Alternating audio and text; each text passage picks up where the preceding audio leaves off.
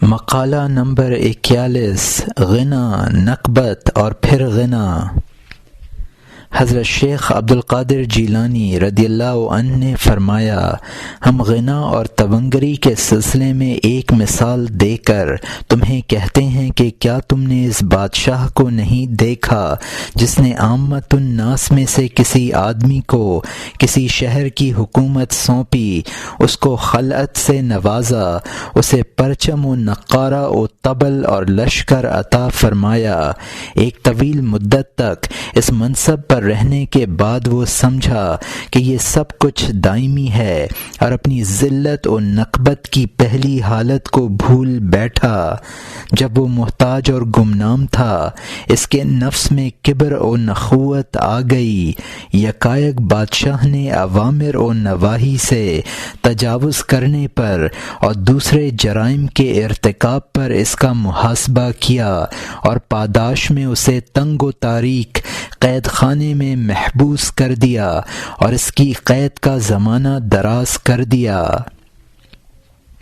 پھر اس کی ذلت و خواری اور محتاجی مستقل حیثیت اختیار کر لیتی ہے، اس کے کبر و نخوت اور غرور کی کیفیتیں ختم ہو جاتی ہیں، وہ شکستہ دل ہو جاتا ہے، اس کی خواہشات نفس کی آگ ٹھنڈی ہو جاتی ہے۔ بادشاہ یہ تمام حالات جانتا ہے، پھر وہ اس شخص پر رحمت و رافت کی نظر کرم کرنے، اسے قید خانے سے نکالنے، اس کے ساتھ احسان کرنے، اسے خلعت عطا کرنے کا حکم دے، اسے پہلے سے زیادہ علاقے کی حکومت عطا کرے، اور یہ سب کچھ پاک صاف ہو کر اسے دائمی طور پر مل جائے اور پھر واپس نہ لی جائے۔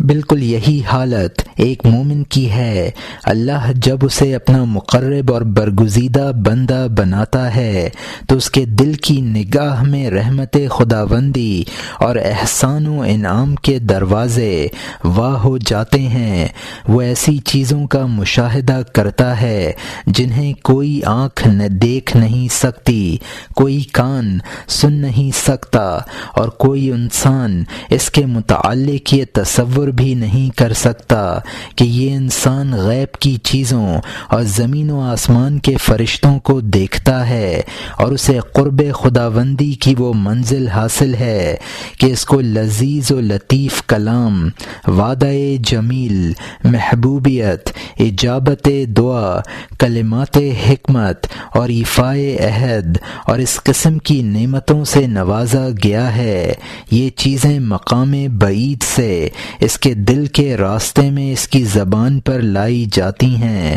اور صرف یہی نعمتیں نہیں، ان کے علاوہ بھی تمام ایسی نعمتیں اسے عطا کی جاتی ہیں جو اس کے جسم اور اعضاء، اس کے کھانے پینے، پہننے، نکاح، حلال و مباح اور حدود کی حفاظت کے حوالے سے ظاہر ہوتی رہتی ہیں۔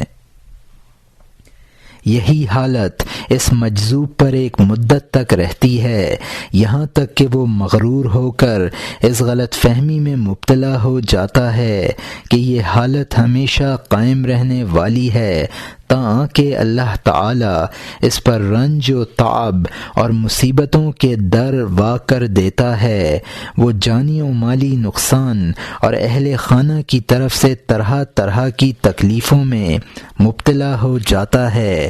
پھر وہ اپنی اس حالت تباہ کو دیکھتا ہے تو اسے بہت برا محسوس کرتا ہے، اور اپنے دل کی باطنی حالت اسے اور زیادہ غمگین اور افسردہ کر دیتی ہے۔ پھر اگر وہ ان مصائب و آلام کے ختم کرنے کی دعا کرتا ہے تو اس کو بھی شرف قبول نہیں بخشا جاتا۔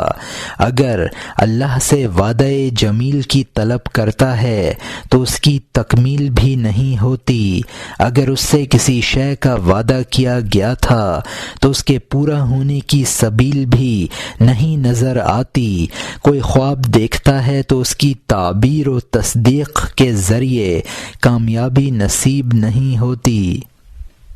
اگر مخلوق کی طرف رجوع کرنے کا ارادہ کرتا ہے تو اس کا بھی کوئی راستہ نہیں ملتا۔ اگر ایسے میں وہ عزیمت کے بجائے رخصت پر عمل کر لیتا ہے تو عذاب و سزا اس پر سبقت کرتی ہے اور لوگوں کے ہاتھ اور زبانیں اس کی عزت و آبرو کی طرف بڑھتی ہیں۔ اگر وہ اپنی اس حالت سے پہلی والی برگزیدگی اور قرب کی حالت کی طرف جانا چاہتا ہے تو یہ خواہش بھی پوری نہیں ہوتی، اور اگر موجودہ تکلیف اور بلا کی حالت میں راضی اور خوش رہ کر اسی سے لطف اندوز ہونے کی خواہش کرتا ہے تو اس میں بھی کامیاب نہیں ہوتا۔ ایسے میں عاجزی اور بے کسی کے سبب اس کا نفس پگھلنے لگتا ہے، خواہشات ختم ہونے لگتی ہیں، آرزوئیں اور ارادے زائل ہونے لگتے ہیں اور ہستیاں نابود ہو جاتی ہیں۔ یہ حالت اسی طرح رہتی ہے، بلکہ تنگی میں مزید شدت اور اضافہ ہو جائے گا۔ اس عالم میں جب اس کے انسانی اخلاق اور بشری صفات ختم ہو کر محض روح باقی رہ جائے گی تو اپنے باطن میں اس آواز کو سنے گا جو حضرت ایوب علیہ السلام کو سنائی دی تھی کہ اپنے پاؤں کو زمین پر مارو، نہانے پینے کا خوشگوار ٹھنڈا پانی پاؤ گے۔ اس کے بعد خداوند کریم اس مومن کے دل میں اپنی رافت و رحمت اور لطف و احسان کے ذریعے اس کی روح کو حیات تازہ عطا کر دے گا اور اپنی معرفت کی خوشبو اور اپنے علوم کے دقائق کی حیات بخش ہوائیں چلائے گا اور اس پر اپنی رحمتوں اور نعمتوں کے دروازے کھول دے گا۔ پھر عامت الناس کو اس کی طرف اس حد تک مائل کر دے گا کہ وہ اپنی دولت و مال خرچ کر کے اس کی خدمت کریں گے۔ بادشاہ اور اس کے مصاحب بھی اس کے سامنے سرنگوں ہوں گے اور لوگوں کی زبانوں پر ہر جگہ اس کی تعریف ہوگی، اس کا پاکیزہ ذکر و بیان ہوگا اور لوگوں کے پاؤں اس کے پاس آنے کے لیے بے قرار ہوں گے، حتیٰ کہ اسے ظاہری و باطنی نعمتوں سے سرفراز کر کے اس کی ظاہری تربیت و مخلوق کے ذریعے کروائی جائے گی اور باطنی تربیت خداوند کریم اپنے لطف و کرم سے خود کرے گا۔ جب اسے اس مقام پر مداومت حاصل ہو جائے گی تو اسے وہ مرتبہ عطا کیا جائے گا جو نہ کسی نے دیکھا نہ سنا، نہ کسی کے دل میں اس کی عظمت کا احساس سما سکتا ہے، جیسا کہ اللہ تبارک و تعالی نے خود فرمایا، کسی کو اس بات کا علم نہیں کہ اس کے اعمال کی جزا کے طور پر اس کی آنکھوں کی ٹھنڈک کے لیے کیا چیز پوشیدہ رکھی گئی ہے۔ مقالہ نمبر 42 تنگی اور فراخی۔ حضرت محی الدین جیلانی رضی اللہ عنہ نے فرمایا، نفس کی دو ہی حالتیں ہیں، تیسری نہیں۔ ایک عافیت کی حالت ہے، دوسری بلا و تکلیف کی۔ جب نفس بلا کی حالت میں ہوتا ہے تو گھبرا جاتا ہے، شکایت کرتا اور خوش ہوتا ہے، اعتراض کرتا ہے اور باری تعالی پر اتہام تراشی کرتا ہے، صبر اور رضا و موافقت سے کام نہیں لیتا بلکہ اسباب ظاہری کی تلاش میں خدا کی بے ادبی کا ارتکاب کر کے کفر کرتا ہے، مگر جوں ہی سکون و عافیت پاتا ہے تو سرکشی کرتے ہوئے لذات و شہوات میں کھو جاتا ہے اور ایک خواہش کی تکمیل کے بعد دوسری کی تمنا کرنے لگتا ہے۔ کھانے پینے، لباس، نکاح، مکان، سواری، کسی قسم کی نعمتیں جو اسے میسر ہوں ان کو حقیر سمجھتا ہے، ان میں نقص نکال کر ان سے اعلیٰ نعمتوں کی خواہش کرنے لگتا ہے، اور جو شے اس کی قسمت میں نہیں ہوتی چاہتا ہے کہ جنہیں وہ شے حاصل ہے ان سے سلب ہو جائے اور اپنے مقدر کی چیز سے منہ پھیر لیتا ہے۔ اس طرح انسان اپنے نفس کو بڑی سختی میں ڈال دیتا ہے، اور جو چیز اس کے پاس ہے، اس کی قسمت میں ہے، اس پر رضامند نہیں ہوتا۔ اس کی وجہ سے جب وہ مصیبت میں مبتلا ہو جاتا ہے تو اس مصیبت سے نجات حاصل کرنے کے سوا کوئی اور خواہش نہیں کرتا، اور تمام موجودہ لذتوں کو فراموش کر دیتا ہے، اور ان میں سے کسی شے کو نہیں چاہتا۔ پھر جب نفس کو اس بلا سے نجات دے دی جاتی ہے تو وہ پھر اسی سرکشی اور عیش و تکبر میں منہمک ہو کر اطاعت خداوندی سے پھر جاتا ہے، اور گناہوں میں اس طرح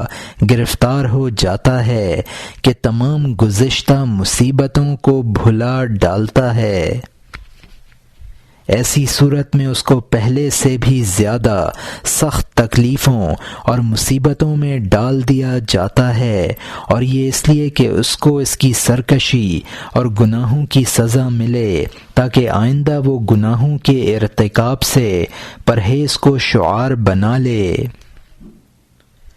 چونکہ عافیت و نعمت سے اس نے نفس کی اصلاح نہ کی تھی، اس لیے اس کی حفاظت مصائب و مشکلات ہی سے ممکن ہے۔ اب اگر اس نے ان بلاؤں کے اختتام تک حسن ادب سے کام لے کر اپنی قسمت پر اکتفا کیا اور اطاعت و رضائے الہی پر کاربند ہو گیا تو اسے دین و دنیا کی بھلائی نصیب ہوگی۔ اس کے لیے نعمتوں میں اضافہ کر دیا جائے گا، وہ خداوند کریم کی رضا و توفیق اور خوشنودی کا استحقاق حاصل کر لے گا۔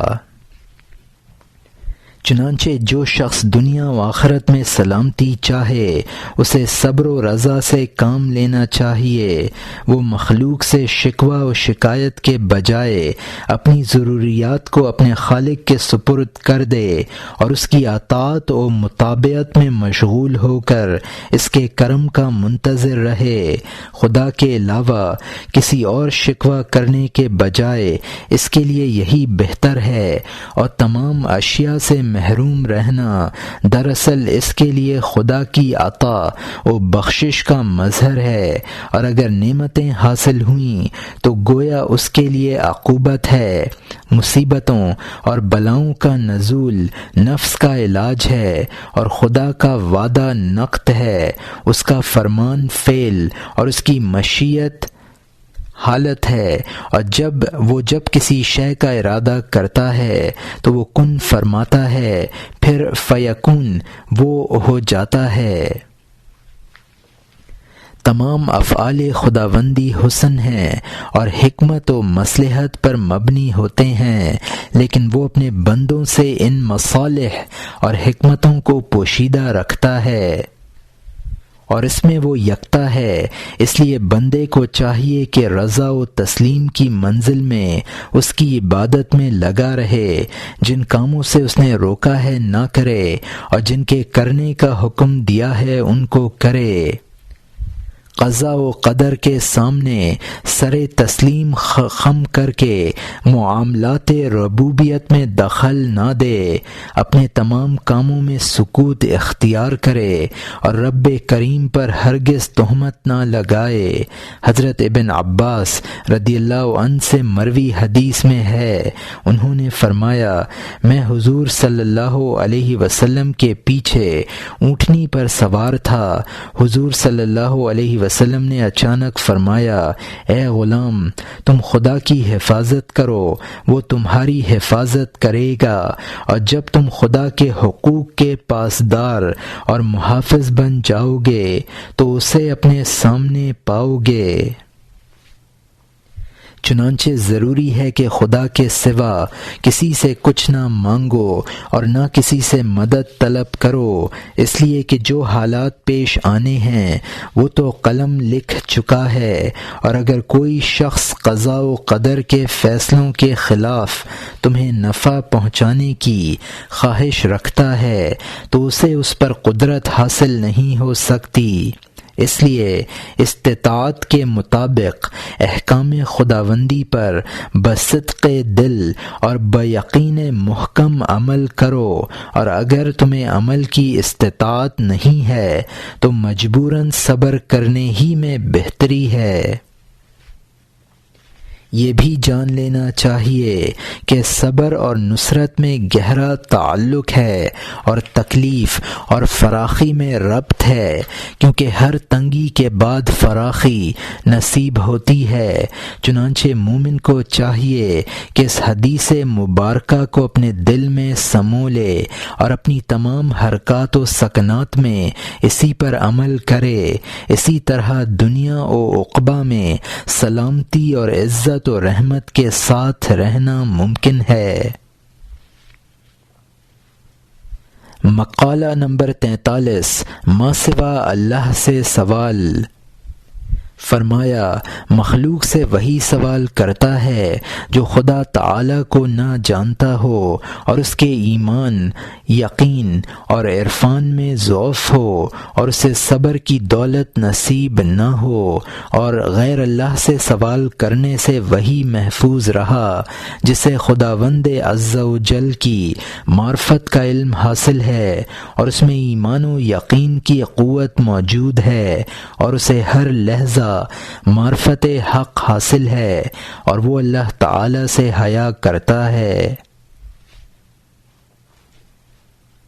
مقالہ نمبر 44، عرفاء کی دعائیں قبول نہ ہونے کی وجہ۔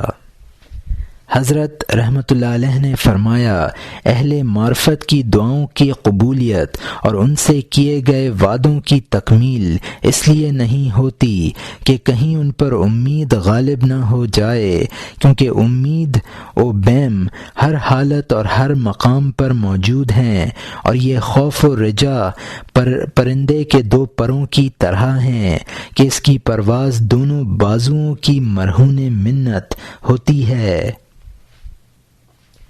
چنانچہ بیم و رجا کے بغیر ایمان کی تکمیل بھی ممکن نہیں، اور حال و مقام کے بغیر کوئی آدمی عروج و کمال کی منزل کو نہیں پا سکتا۔ ہر حالت اور ہر مقام کے مطابق بیم و رجا لازمی ہے، اور عارف چونکہ تقرب خداوندی کا حامل ہوتا ہے، اس لیے اس کا حال و مقام یہ ہے کہ وہ خدا کے سوا کسی طرف مائل نہ ہو، نہ کسی اور سے آرام و سکون لے، نہ کسی اور سے انس کرے۔ پس اگر عارف اپنی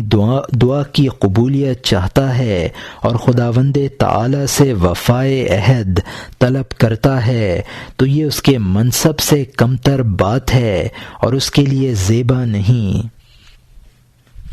دعا کی مقبولیت اور ایفائے عہد نہ کرنے کی دو وجوہ ہیں، ایک یہ کہ امید کا غلبہ نہ ہو اور اپنے پروردگار کی خفیہ تدابیر کا غرور غالب آ کر وہ پاسے ادب سے غفلت نہ کر بیٹھے، کیونکہ یہ ہلاکت کا سبب ہو سکتی ہے۔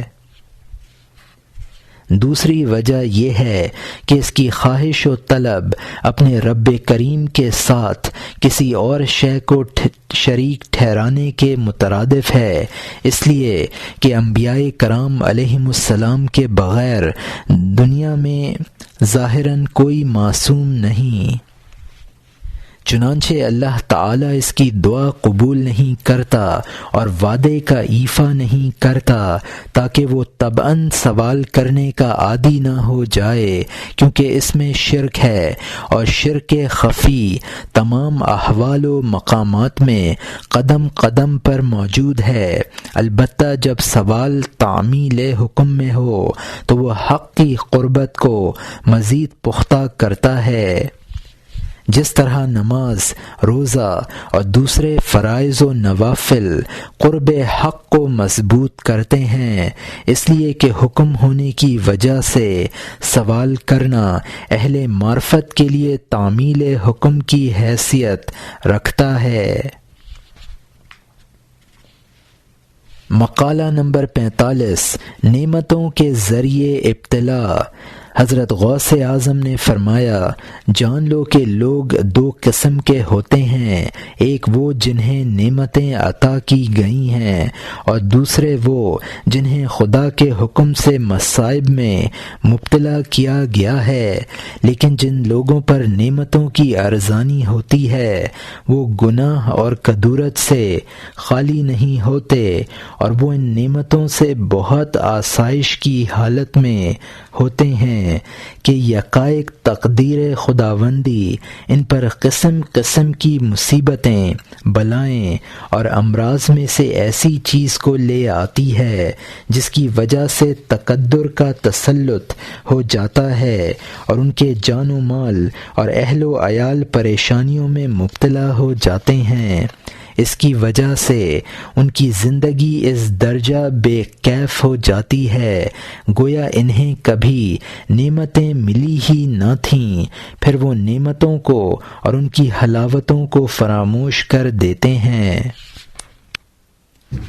اور اگر وہ مال، جاہ و حشم، لونڈیوں، غلاموں کے ساتھ باثروت ہوتے ہیں اور دشمنوں سے مامون و محفوظ رہتے ہیں اور نعمتوں کی حالت میں اس طرح مگن ہیں کہ مصائب و آلام کو محسوس ہی نہیں کرتے، یا حالت بلا میں اس طرح مایوس ہیں کہ وجود نعمت کو محسوس نہیں کرتے،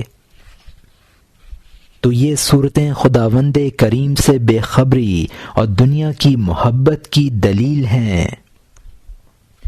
اگر وہ یہ جانتے کہ اللہ تعالی جس چیز کا ارادہ کرتا ہے اسے کر دیتا ہے، اور ایک حال سے دوسرے حال میں تبدیل کرنا یا ایک جگہ سے دوسری جگہ لے جانا، تونگری اور نکبت، بلندی اور پستی، عزت و ذلت، زندگی اور موت اور تقدیم و تاخیر سب کچھ اسی کے ہاتھ میں ہے، تو موجودہ نعمتوں پر کبھی اطمینان اور تکبر نہ کرتے، اور مصائب اور بلاؤں کی حالت میں کبھی خوشحالی اور آرام سے مایوس نہ ہوتے۔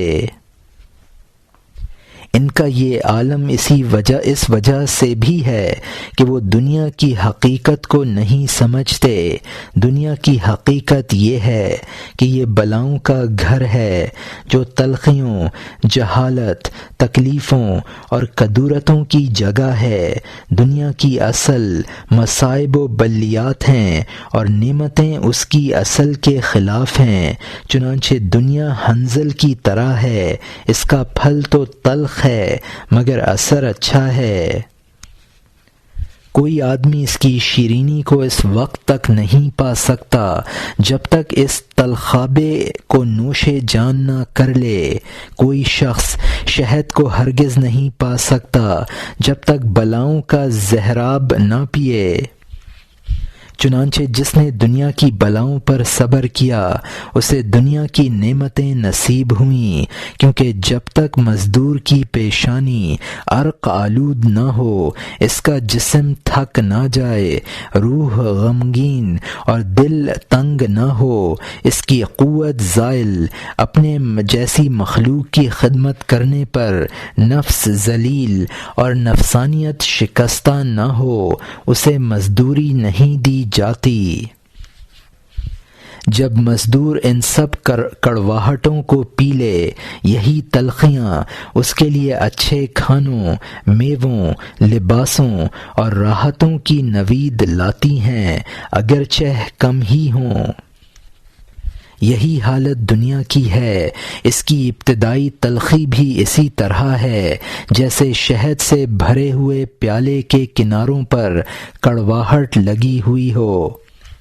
اور شہد تک پہنچنے کے خواہش مند کو تلخیوں سے گزرنا ضروری ہوتا ہے۔ اسی طرح جب بندہ اوامر کی تعمیل اور نواہی سے اجتناب کے ذریعے خود کو تقدیر کے حوالے کر دیتا ہے اور سر تسلیم جھکا دینے اور ان چیزوں کے لیے اپنے آپ کو حوالے کر دینے کے ساتھ صبر کو اختیار کرتا ہے اور ان چیزوں کی تلخیاں پینے کی اذیت برداشت کرتا ہے اور نفس کی مخالفت میں خواہشات چھوڑ کر صبر سے کام لیتا ہے، تو اللہ تعالیٰ اس کے صلے میں زندگی کے آخری حصے میں اس کو بہتر زندگی عطا کرتا ہے اور آرام، عزت اور نعمت سے نواز کر بندے کا والی ہو جاتا ہے، اور دنیا و آخرت میں اس کی پرورش اس طرح کرتا ہے جیسے شیرخوار بچے کو ہر تکلیف اور اذیت سے بچا کر اس کی پرورش کی جاتی ہے۔ اس کو دین و دنیا کی تمام نعمتیں اس طرح دی جاتی ہیں جس طرح کنارے کی تلخیوں سے گزر کر شہد کے جام تک پہنچنے والے کو طمانینت نصیب ہوتی ہے۔ لہٰذا جس بندے کو کثیر نعمتیں عطا ہوں اسے خدا کی خفیہ تدبیر سے ڈرنا چاہیے اور اس کی نعمتوں کو دائمی سمجھ کر اس کے شکر سے غافل نہ ہونا چاہیے۔ رسول انعام علیہ الصلاۃ والسلام کا فرمان ہے کہ نعمت ایک وحشی جانور ہے، اسے شکر سے اسیر کر لو۔ چنانچہ مالی نعمتوں کا اعتراف شکر کے ذریعے کرتے رہنا چاہیے اور خداوند کریم کے فضل و کرم پر تحدیث نعمت ضروری ہے۔ مالی نعمتوں پر غرور کرنا غلط ہے اور نہ انہیں حاصل کرنے کے بعد حد سے گزرنا چاہیے۔ اللہ کے احکام کی تعمیل کرتے ہوئے اس کے حقوق ادا کرنے ضروری ہیں، یعنی زکوٰۃ دینا، کفارہ ادا کرنا، نذر و صدقہ کرنا، مظلوم کی داد رسی اور محتاجوں کی امداد میں مصروف رہنا اور سختیوں میں حاجت مندوں کی اعانت کرنا۔ یہ اور اس قسم کے دوسرے کام کیے جائیں۔ اپنے اعضاء کا شکریہ بھی ادا کرنا چاہیے، کیونکہ خدا کی عبادت کرنے اور گناہوں سے بچنے میں ان کی مدد حاصل ہوتی ہے۔ نعمت کے درخت کو شکر کے پانی سے سیراب کرتے ہوئے اس کی شاخیں پھوٹیں، پتے نکلیں اور پھر لذت آفریں پھل میسر ہوں، آخر تک درخت کو سلامت رکھنا اور اس کے پھل کو چبانے اور نگلنے کو آسان اور لذیذ بنانا، پھل سے عافیت و طمانینت حاصل کرنا اور اس سے جسم کی نشو و نما کرنا اور اعضاء پر اس کی برکت ہونا لابدی ہے۔ اس طرح اطاعت، ذکر و شغل اور خدا کی رحمتوں کے سہارے بندہ جنت کا حقدار بن جاتا ہے، اور وہاں کے باغوں میں انبیاء، صدیقین، شہداء اور صالحین جیسے بہترین رفقا کی معیت میں ہمیشہ ہمیشہ کے لیے رہنا اس کا مقدر بن جاتا ہے۔ لیکن اگر تم شکر نہ کرو گے بلکہ دنیا کی ظاہری آرائش و زیبائش پر مفتون ہو کر اس کی لذت اور ذائقے سے مطمئن ہو جاؤ گے تو گویا شراب کا شکار ہو جاؤ گے۔ دنیا کی فانی چکا چوند یا اس کی خواب آور ہواؤں اور سانپ بچھوؤں کی کھال کی نرمی اور چکناہٹ سے متاثر ہو گئے اور ان کے اندر جو خرابیاں ہیں اور جو زہر چھپا ہوا ہے اس سے غافل رہے، اور دنیا کے ان پھندوں سے آنکھیں بند کیے رہے جو طالب دنیا کو پکڑنے، قید کرنے اور ہلاک کر دینے کے لیے لگائے گئے ہیں، تو گویا فراز سے نشیب میں گر جاؤ گے اور ذلت و خواری کے ساتھ ہلاکت اور محتاجی اور دوزخ کی بھڑکتی ہوئی آگ تمہارے لیے مقدر ہو چکی ہے۔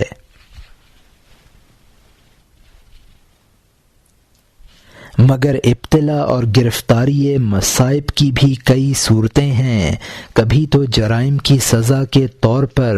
مصیبتوں میں گرفتار کیا جاتا ہے، کبھی گناہوں اور جرموں کو زائل کرنے کے لیے کفارے کے طور پر ایسا ہوتا ہے، اور کبھی اعلیٰ درجات اور عرفہ مراتب تک پہنچانے کے لیے ابتلا میں ڈالا جاتا ہے، تاکہ اس طرح ان عرفاء کے احوال سے واقفیت ہو جائے جن پر خدا تعالی نے کرم کیا ہے، اور مصائب و آلام اور بلاؤں کے صحراؤں میں اپنے لطف و عطا کی سواری پر گزارا، اور ان کی حرکات و سکنات میں اپنی چشم لطف و کرم کی خنک ہواؤں سے طمانینت کی کیفیت پیدا کر دی۔ ان کو ابتلا میں ڈال کر ہلاک کرنا مطلوب نہیں تھا، نہ انہیں جہنم کی پستیوں کی نظر کرنا مقصود تھا۔ اس کے برعکس یہ سب کچھ انہیں برگزیدہ بنانے اور اعلیٰ مراتب و مناصب پر فائز کرنے کے لیے کیا گیا، تاکہ وہ مصائب کے سمندر سے حقیقت ایمانی کے لؤلؤِ لالا پا سکیں، وہ شرک و نفاق سے پاک ہو جائیں، اور بلاؤں کے ذریعے طرح طرح کے غیبی اسرار و علوم سے ان کی تزئین و آرائش ہو۔ اس طرح جب یہ لوگ ظاہری اور باطنی طور پر اخلاص کے حامل ہو جاتے ہیں تو انہیں مخصوص لوگوں اور برگزیدہ بندوں اور مخلصین و خاصان میں شامل کر کے انہیں اپنے اسرار و رموز کا حامل بنا کر اپنی خاص قربت کے لیے مختص کر لیا جاتا ہے، اور صاحب قرآن صلی اللہ علیہ وسلم کا ارشاد ہے، صابر درویش حشر کے دن خدا کے مصاحب ہوں گے۔ بلائیں ان کے دلوں کو شرک کی میل سے اور مخلوق اور اسباب اور آرزوؤں اور ارادوں کے تعلق سے پاک کرتی ہے۔ بلائیں اور مصائب عبادتوں کے صلے میں اجر و ثواب کی خواہشوں اور آخرت میں بلندی مدارج کی تمنا اور جنت الفردوس کی چاہت کو دلوں سے محو کر کے ختم کر دیتی ہیں۔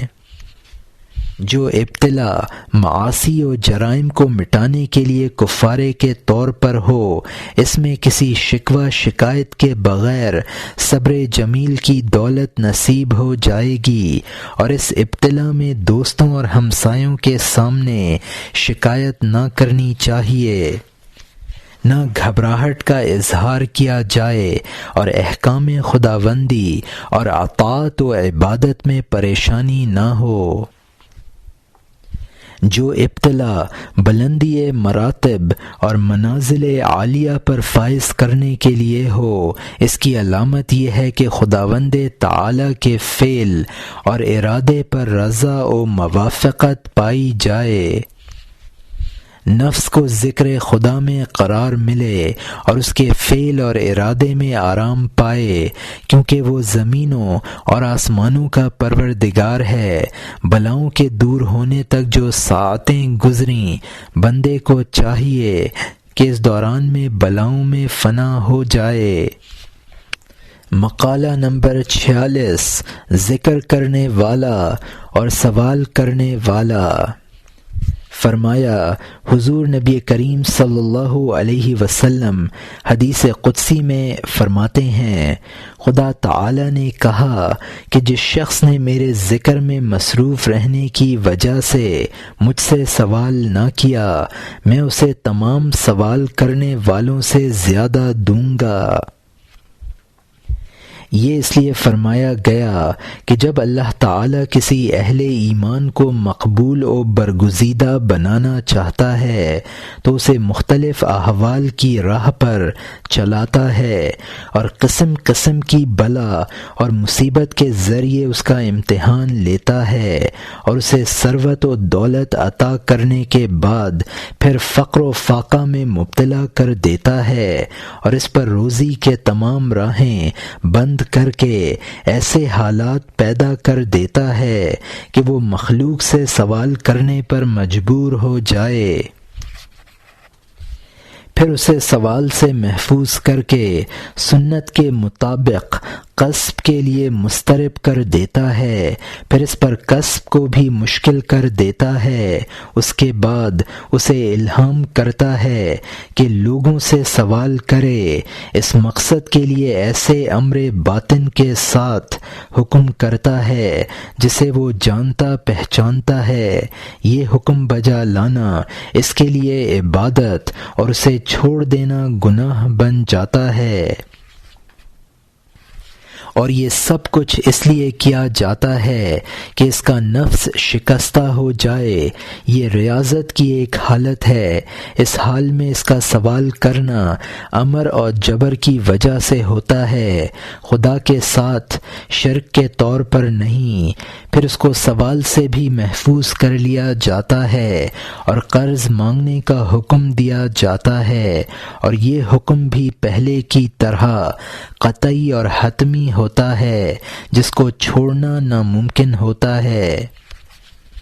پھر اس کو اس سے بھی ہٹا دیا جاتا ہے اور مخلوق سے ہٹا کر صرف اللہ ہی سے سوال کرنے کی طرف پھیر دیا جاتا ہے، اور وہ اپنی تمام ضرورتیں خدا ہی سے مانگنے لگتا ہے جو اسے عطا کر دی جاتی ہیں۔ لیکن اگر وہ سوال کرنے سے اعراض و اجتناب کرے اور چپ رہے تو اسے نہیں دیا جاتا۔ اس کے بعد اسے زبان سے سوال کرنے کے بجائے دل سے سوال کرنے کی طرف پھیر دیا جاتا ہے، اور وہ دل میں اپنی ہر حاجت طلب کرتا ہے اور اسے دے دی جاتی ہے۔ لیکن اگر زبان سے سوال کرے یا مخلوق سے طلب کرے تو اسے نہیں دی جاتی۔ پھر اس کو تمام ظاہری اور باطنی طریقوں سے سوال کرنے سے بچا لیا جاتا ہے۔ اس کے بعد بغیر مانگے اور بغیر سوال کیے، بغیر اس کے دخل کے اور بغیر اس کے دل میں خطرہ آئے، اس کو کھانے پینے اور پہننے کی اور انسانی زندگی کے لیے تمام ضروری چیزیں اس کو دی جاتی ہیں جو اس کی حالت کو بہتر بنائیں اور اس کے کاموں کو درست کر دیں۔ اس وقت اس کا والی و مولا خدا بن جاتا ہے، جیسا کہ قرآن مجید میں کہا گیا ہے، اے نبی فرما دیجئے بے شک میرا والی اللہ ہے جس نے قرآن نازل کیا اور وہ صالحین کا والی ہے۔ اس وقت وہ حدیث قدسی بھی متحقق ہو جاتی ہے تو جو مقالے کے شروع میں بیان کی گئی ہے۔ یہ وہ حالت فنا ہے جو اولیاء و ابدال کے حال کی انتہا ہے۔ پھر کبھی اسے تکوین اشیاء کی قوت دی جاتی ہے۔ تمام اشیاء اللہ کے اذن سے پیدا ہوتی ہیں، یعنی اس کے لفظ کن سے پیدا ہوتی ہیں، اور اللہ نے اپنی بعض کتابوں میں فرمایا ہے، اے بنی آدم میں اللہ ہوں، میرے سوا کوئی معبود نہیں، میں جس شے سے کہہ دیتا ہوں ہو جا وہ ہو جاتی ہے، میری فرما برداری کر کے اور مجھ میں فنا ہو کر تم بھی جس چیز کو کہو گے ہو جا وہ ہو جائے گی۔ مقالہ نمبر 47، قرب خداوندی کیسے حاصل ہو۔ حضرت غوث اعظم رضی اللہ عنہ نے فرمایا، مجھ سے خواب میں ایک بوڑھے آدمی نے سوال کیا کہ کس طریقے سے بندہ اپنے رب کا قرب حاصل کر سکتا ہے۔ میں نے جواب دیا کہ اس عمل کی ابتدا زہد و ورع اور تقوی و پرہیزگاری ہے، اور انتہا رضا و تسلیم اور توکل۔ مقالہ نمبر 48، فرائض اور نوافل۔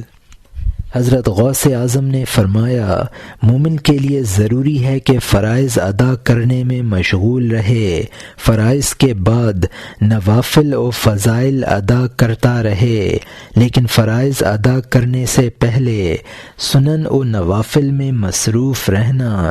حماقت و رعونت ہے، اور اس طرح سنن و نوافل کو شرف قبول نہیں بخشا جاتا، بلکہ ایسا کرنے والے کو ذلیل کیا جاتا ہے۔ یہ تو ایسا ہے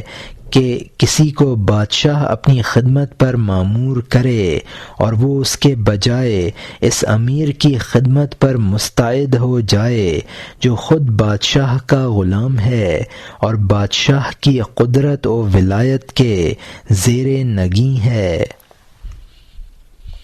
حضرت علی کرم اللہ وجہہ سے مروی ہے کہ حضور علیہ الصلاۃ والسلام نے فرمایا کہ فرائض سے پہلے نوافل ادا کرنے والا اس حاملہ عورت کی طرح ہے جو بچہ پیدا ہونے کے قریب زمانے میں اسقاط حمل کر دے، اس طرح نہ وہ صاحب حمل ہوتی ہے نہ صاحب اولاد۔ اسی طرح فرائض ادا کرنے سے پہلے نفل پڑھنے والے کی عبادت خدا تعالی قبول نہیں کرتا۔ یہ تو ایسا ہی ہے جیسے کوئی تاجر جب تک راس المال حاصل نہ کرے اسے نفع حاصل نہیں ہوتا۔ سنت کو چھوڑ کر نفل میں مشغول ہو جانا بھی ایسا ہی ہے کہ اس طرح فرائض کی ترتیب باقی نہیں رہتی۔ نفلی عبادت فرض کے ساتھ دائمی معمول کی حیثیت رکھتی اور نہ شارع اسلام علیہ السلام نے انہیں ادا کرنے کی تاکید فرمائی۔ مسلمان پر فرض ہے کہ حرام اور شرک سے مکمل اجتناب کرتے ہوئے قضاء و قدر اور تخلیق خداوندی پر اعتراض نہ کرے، مخلوق کی اطاعت اور متابعت نہ کرے اور احکام الہی سے روگرداں نہ ہو، جیسا کہ آقا حضور صلی اللہ علیہ وسلم کا ارشاد ہے، اللہ تعالی کی نافرمانی کرتے ہوئے مخلوق کی اطاعت جائز نہیں۔ مقالہ نمبر 49، نیند یا بیداری۔ حضرت شیخ رحمۃ اللہ علیہ نے فرمایا، جو آدمی بیداری کے بجائے نیند کو اختیار کرتا ہے وہ نہایت ناقص اور ادنیٰ چیز کو پسند کر رہا ہے، اور چونکہ نیند موت کی بہن ہے اس لیے گویا وہ شخص اپنی ضرورتوں اور مصلحتوں میں موت اور غفلت کا خواہش مند ہے، اس لیے خدا تعالی نیند سے ماورا ہے کیونکہ وہ تمام نقائص سے پاک ہے۔ ملائکہ بھی قرب خداوندی کے باعث نیند سے دور ہیں، یہی حال جنت کے باسیوں کا ہے، چونکہ وہ جنت ایسے اعلیٰ مقام کے رہنے والے ہیں اور ان کے نفوس پاکیزہ ہیں، اس لیے ان پر بھی نیند غالب نہیں آتی۔ نیند ہر حالت میں نقصان دہ ہے، سب بھلائیاں بیداری میں اور تمام برائیاں نیند میں ہیں، چنانچہ جو آدمی ضرورت سے زیادہ خورد و نوش اور نیند میں مصروف رہتا ہو تمام نیکیاں اور اچھائیاں اس سے دور ہو جاتی ہیں، اور جس نے برائے نام بھی حرام کھا لیا گویا اس نے اپنی خواہش کے زیر اثر بہت زیادہ حلال کھا لیا، اس لیے کہ حرام نور ظلمات میں لپیٹ لیتا ہے۔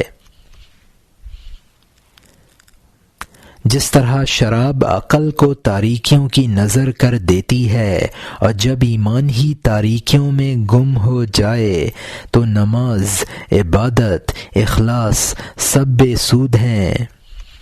جو آدمی امر خداوندی سے بہت زیادہ حلال کھا لے گویا اس نے عبادت و قوت کی خوشی میں بہت ہی تھوڑا کھایا، کیونکہ حلال نور ہی نور ہے اور حرام سراپا ظلمت، اور حکم خداوندی کے بغیر محض اپنی خواہش کے زیر اثر حلال کھانے میں بھی کوئی خیر نہیں، اور حرام چیز کھانا نیند میں اضافے کا باعث ہوتا ہے، اس لیے اس میں کسی طرح بھی بھلائی نہیں۔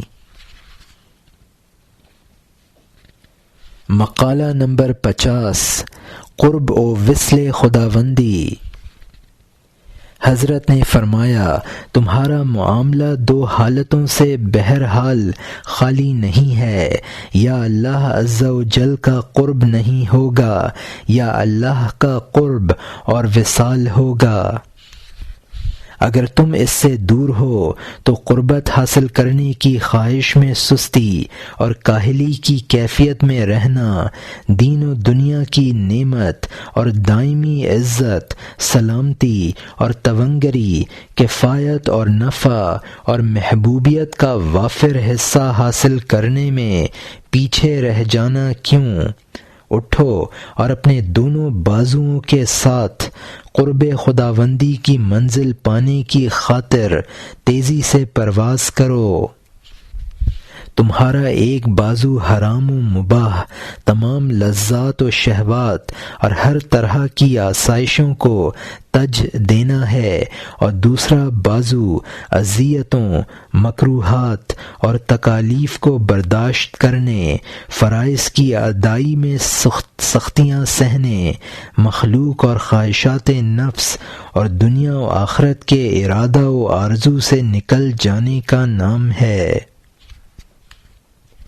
اسی اڑان کے باعث تمہیں قربت اور وصال حاصل ہو سکتا ہے، اور اسی کی وجہ سے تمنائیں پوری ہو سکتی ہیں، پھر تمہیں بڑی کرامتیں اور عزت و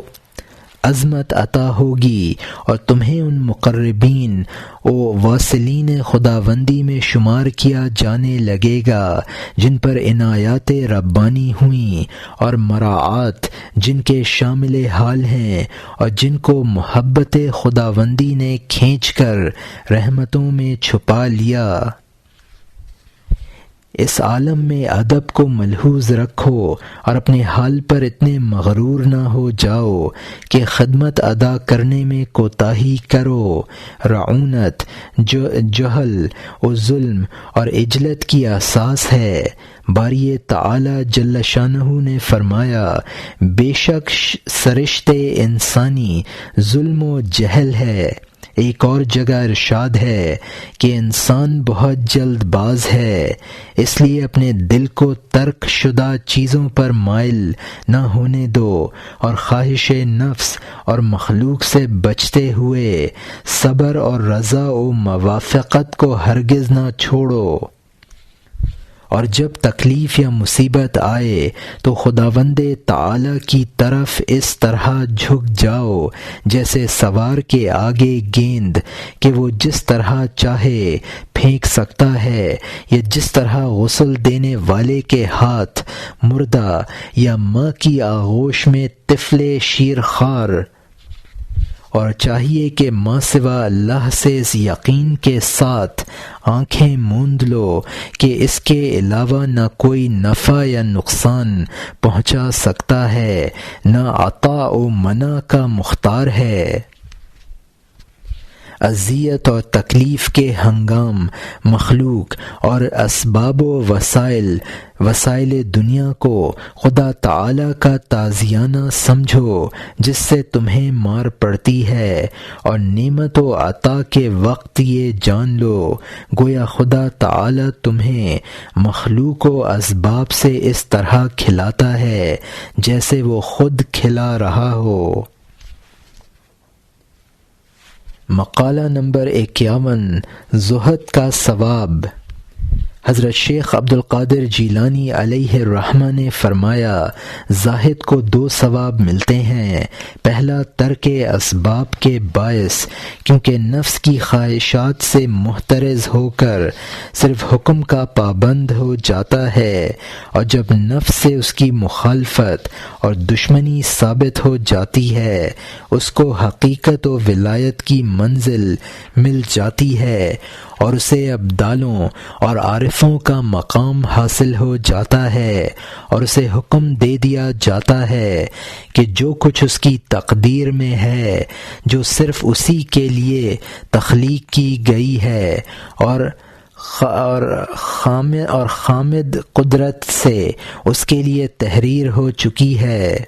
اور خامہ قدرت سے اس کے لیے تحریر ہو چکی ہے، اور روشنائی خشک ہو چکی، اور ایسا پہلے ہی سے تھا، صرف اسی سے تعلق رکھے۔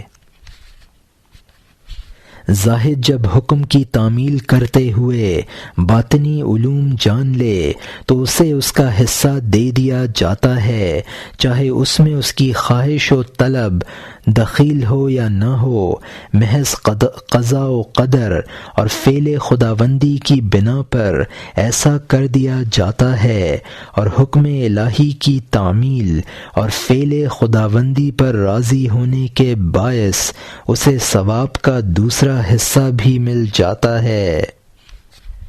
لیکن اگر اعتراض ہو کہ جو شخص ابدالوں اور عرفاء میں شمار ہو اور مخلوق اور نفس کی خواہش اور ارادے سے دور ہو جائے، لذت و آرزو کو تج دے اور عبادت کے صلے میں اللہ کی طرف سے ملنے والے معاوضے کا خیال چھوڑ دے، اور ہر نعمت اور رحمت کو اور ہر توفیق کو من جانب اللہ خیال کرتا ہو، اور اپنے آپ کو خدا کے غلاموں میں سے ایک غلام سمجھنے لگے، اور جان لے کہ غلام کا آقا پر کسی قسم کا حق نہیں ہوتا، اور غلام کی ہر حرکت اور ہر کسب صرف آقا ہی کے لیے ہوتی ہے، ایسے شخص پر تم ثواب کا حکم کس طرح لگا سکتے ہو، جبکہ وہ خود ثواب طلب نہیں کرتا اور اپنے اعمال کا معاوضہ نہیں چاہتا، بلکہ سمجھتا ہے کہ وہ ناکارہ ہے اور اعمال سے خالی ہے۔ اس اعتراض کے جواب میں ہم کہیں گے کہ تم ٹھیک کہتے ہو، حقیقت یہی ہے کہ اللہ کریم محض اپنے فضل و کرم ہی سے اس کو ثواب عطا کرتا ہے، اور اپنی نعمتوں کی نشاندہی کرتے ہوئے اپنے الطاف و کرم اور رحمت سے اس کی تربیت کرتا ہے، اور یہ اسی لیے ہے کہ وہ اپنے مصالح کو چھوڑ چکا ہے۔ لذت و منفعت کے خیال سے ماورا اور ضرر و نقصان کے دفعے سے اسی طرح عرفہ ہے، جس طرح طفل شیرخوار اپنی مصلحتوں کے لیے کچھ نہیں کر سکتا، بلکہ خداوند تبارک و تعالی اپنے فضل و کرم سے اس کے والدین کو اس کا رزق عطا کر کے انہیں اس کی کفالت کا ذمہ دار بنا دیتا ہے۔ جب بندہ ذاتی مصلحتوں سے بالکل ماورا ہو جاتا ہے تو اس کی طرف مخلوق خدا کو رغبت دلائی جاتی ہے، اور لوگوں کے دلوں میں اس کے لیے رحمت و شفقت پیدا کر دی جاتی ہے، اور تمام لوگ اس کے ساتھ مہربانی کا سلوک کرنے لگتے ہیں، اور یہ عطائیں اس پر اس لیے ہوتی ہیں کہ وہ فعل خداوندی اور ارادہ الہی کے علاوہ کسی اور طرف متوجہ نہ ہو، اور دنیا و آخرت میں خدا کے ساتھ واصل ہو۔ اس کو دنیا و آخرت میں پیش آنے والی اذیتوں کا علم بھی دے دیا جاتا ہے۔ خود خداوند تعالی نے فرمایا، یقیناً اللہ ہی ولی ہے جس نے قرآن نازل فرمایا، اور وہی صالحین کا متولی ہے۔ مقالہ نمبر 52 اہل ولایت و معرفت کی ابتلا۔ فرمایا اہل ایمان کے ایک گروہ کو جو محبان الہی اور صاحبان ولایت و معرفت ہیں، اللہ تعالیٰ اس لیے ابتلا میں ڈالتا ہے کہ وہ اس وجہ سے سوال اور دعا میں مشغول ہوں۔ جب وہ سوال کرتے ہیں تو اللہ ان کے سوال کو پسند کرتا ہے اور اسے قبولیت کا شرف بخشتا ہے تاکہ ان پر جود و کرم اور عطا و بخشش کرے۔ ان کے سوال کو قبولیت ہوتی ہے لیکن فوری طور پر ضروری نہیں، کیونکہ قضاء و قدر سے جو تاخیر ہوتی ہے اسے محرومی یا عدم قبولیت نہیں کہا جا سکتا۔ اس لیے ضروری ہے کہ اوامر و نواہی کے سلسلے میں جتنے ظاہری و باطنی گناہ اس سے سرزد ہوئے ہوں ان پر غور کرتے ہوئے بلائیں نازل ہوتے وقت ادب کا لحاظ رکھے اور یہ بھی سوچے کہ کہیں اس نے تقدیر پر کوئی اعتراض تو نہیں کیا تھا، کیونکہ بندے کو جرم اور گناہ کی وجہ سے مصیبت میں مبتلا کیا جاتا ہے۔ اس کے بعد اگر ابتلا و آزمائش کی یہ کیفیت ختم ہو جائے تو بہتر، ورنہ تضرع، دعا اور معذرت چاہتے ہوئے مسلسل سوال میں مشغول رہے، کیونکہ ہو سکتا ہے کہ ابتلا و مصیبت کی یہ کیفیت اس لیے ہو کہ وہ خدا سے سوال کرتا رہے اور دعا قبول نہ ہونے پر خدا پر تہمت نہ لگائے، جیسا کہ ہم پہلے ذکر کر چکے ہیں۔ اگر آپ نے ابھی تک ہمارا چینل سبسکرائب نہیں کیا تو ابھی سبسکرائب کریں اور بیل آئیکن کو کلک کر کے ہماری لیٹسٹ ویڈیوز کے بارے میں اپڈیٹ جانیں۔